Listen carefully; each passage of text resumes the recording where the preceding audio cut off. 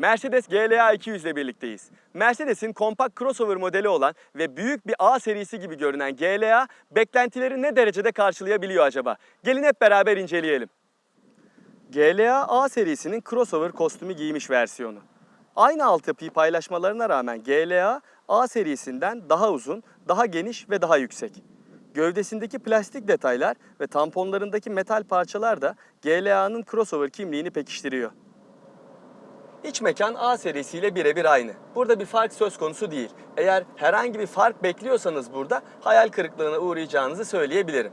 Buradaki en önemli değişiklik GLA'nın ön sıradaki koltuklarının A serisine göre 41 milim daha yukarıya monte edilmiş olması. Bu sayede crossover kullanıyormuş hissi daha fazla ön plana çıkartılmış. Arka sırada iyi diz ve makul baş mesafesi sunuluyor. Ama yetişkinler burada çok sorun çekmeden de rahat bir şekilde oturabilirler. GLA'nın 381 litrelik bagajı A serisinin 341 litrelik bagajından 40 litre daha fazla hacim sunuyor. Ama büyüklükten daha önemlisi geniş ağız sayesinde buraya yükleme yapmak daha kolay. Gelelim GLA 200'ün sürüş özelliklerine. Bu araçta 1.6 litrelik turbo beslemeli benzinli bir motor görev yapıyor. 156 beygir güç ve 250 Nm tork üretiyor ve 7 ileri çift kavramalı otomatik şanzımana sahip.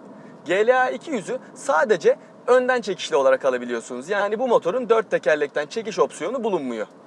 Motorun performansı iyi, beklentileri karşılıyor ama şanzımanla uyumu konusunda mükemmel olduğunu söyleyemem.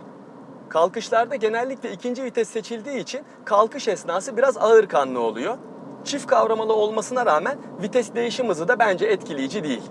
Vitesleri isterseniz manuel olarak da değiştirebiliyorsunuz ama bunun için sadece direksiyonun arkasındaki kulakçıkları kullanabiliyorsunuz. Çünkü GLA'da alıştığımız klasik tipte bir vites kolu yok. Burada eski Amerikan otomobillerinde olduğu gibi ana vites değişimlerini direksiyon kolonu üzerinden yapıyorsunuz. GLA'nın süspansiyonları başarılı. Darbe emiş konusunda iyi işler ortaya koyuyor. Yani A serisinin sesli çalışan arka aks problemi GLA'da kesinlikle yok. Amortisörler yerden alınan darbeleri iyi bir şekilde filtreleyebiliyor. Elektromekanik direksiyon sistemi de hem hafif yapısıyla hem de hassaslığıyla bence övgüyü hak ediyor.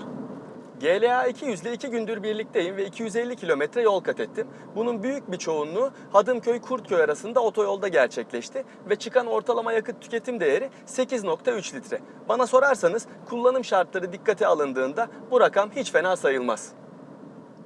Mercedes GLA daha büyük ve daha konforlu bir A serisi arayanların beklentilerini bu anlamda karşılayacak özelliklere sahip. Ama siz hormonlu bir A serisi yerine gerçek anlamda bir crossover arıyorsanız pazardaki diğer modellere bakmanızda da fayda var.